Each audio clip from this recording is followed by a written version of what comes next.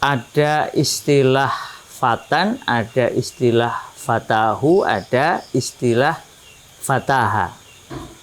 Dan juga ada bentuk kedua dari kata fatan ini, yaitu di dalam surat Yusuf, satu di antaranya ayat 26.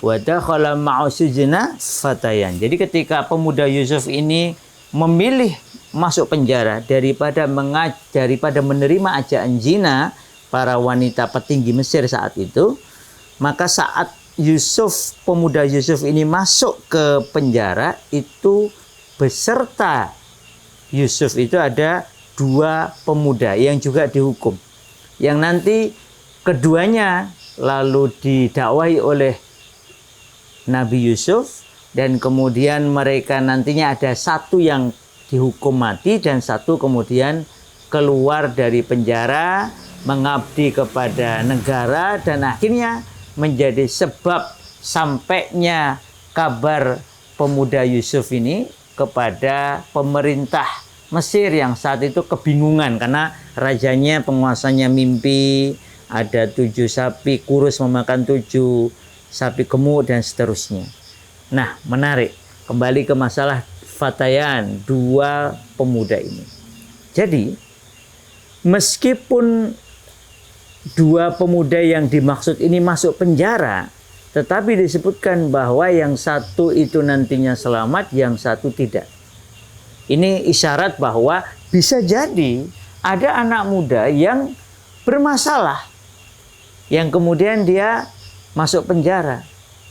Bisa karena salah didik, atau salah pergaulan, atau yang lainnya. Tetapi ini juga isyarat yang kita temukan juga dalam berbagai penelitian. Memang betul, meskipun anak muda itu normalnya baik ya. Kita lihat bagaimana contohnya di dalam Al-Quran itu ada pemuda Ibrahim, ada pemuda Yusha, ada pemuda Yusuf sendiri. Tetapi ada juga kemungkinan ketika seorang remaja itu tidak dididik dengan benar, tidak mengikuti standar yang telah Allah Ta'ala gariskan. Karena Allah Ta'ala sudah gariskan, fa'aqim wajhaka lid-dini hanifa.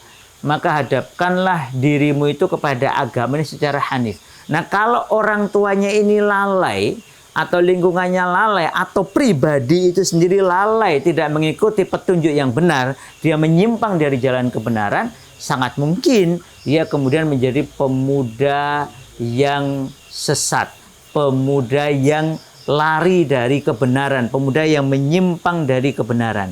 Sama seperti yang diisyaratkan di dalam ayat ini tadi, fatayani. Kenapa? Gara-garanya tidak mau mengikuti pola pendidikan yang telah Allah Ta'ala tetapkan. Ini diisyaratkan juga di dalam hadis tentang fitrah ya. Kullu mauludin, atau dalam riwayat yang lain, ma min mauludin illa yuladu alal fitrah fa abawahu yuhawidanihi au yunasironihi au yumancisanihi. Atau dalam beberapa riwayat nanti ada juga yang menggunakan kalimat bukan hanya menjadikannya Yahudi atau Nasrani atau Majusi, tapi menjadikannya syirik atau kafir. Na'udzubillah min dzalik. Siapa yang menyebabkan anak yang sudah di atas al-fitrah, di atas al-ma'rifah as-sabiqah, yaitu tauhid ini kemudian menyimpang? Orang tuanya. Entah orang tuanya yang lalai, tidak mendidik anak dengan cara yang telah Allah Ta'ala tetapkan, telah diteladankan oleh Rasulullah SAW, atau bisa juga karena orang tuanya sendiri sengaja mendidik anaknya dengan cara-cara yang menyimpang dari kebenaran. Ya entah cara Yahudi, ya bahasa kita ya parenting cara Yahudi, parenting cara Nasrani, parenting cara Majusi, atau segala jenis parenting, cara mendidik yang tidak mengikuti standar dari Allah Ta'ala. Ini yang menjadikan anak yang awalnya di atas kebenaran menjadi menyimpang, menjadi remaja-remaja menyimpang, menjadi pemuda-pemuda yang tersesat. Na'udzubillahi min dzalik. Maka ini juga kewaspadaan bagi kita, setiap orang tua, setiap pendidik maupun para pemuda itu sendiri.